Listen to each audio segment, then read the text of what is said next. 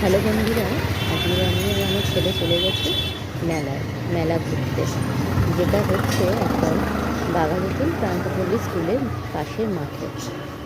ছোট্ট একটি মেলা, বেশি দোকানপাট বসেনি, তাও দু চারটে দোকান যা বসেছে, তাই আমরা একটু ঘুরে ঘুরে দেখলাম।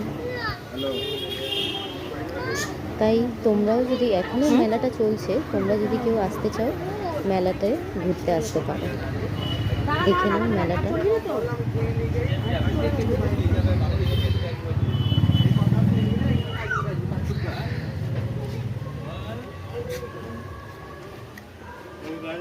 হ্যাঁ, এদিকে চালানো কেউ নাই।